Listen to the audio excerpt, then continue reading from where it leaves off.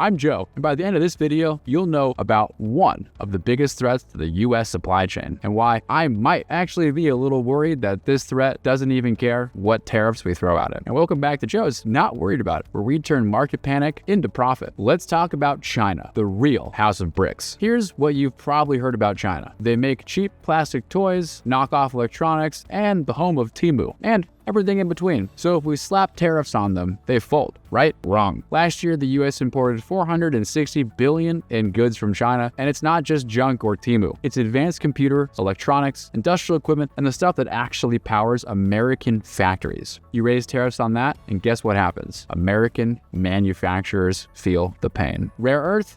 Rare leverage. And here's the part no one is talking about. China refines 90% of the world's rare earth minerals. When the US added new tariffs in April 2025, China didn't just complain, they struck right back. They slapped export controls on metals like terbium, dysprosium, and lutetium, the ingredients behind electric vehicles, wind turbines, and a lot of military gear. And that's not a bluff, it's a chokehold. And 70% of Americans' critical minerals come from China. So tell me, who really has the leverage here? So what's the bigger picture with BRICS? Well, China is not isolated. It's the backbone of the BRICS, a group that now represent almost 40% of the global GDP by purchasing power. Saudi Arabia and the UAE have joined, and they're building trade channels alternative to the US dollar. That's not a TikTok sales ban. That's a tectonic shift. And China, they're at the center of all of it. So why does this matter for investors? This isn't a morality play. It's a market play. You're about to hear a lot about reshoring and decoupling, but let me be clear. China isn't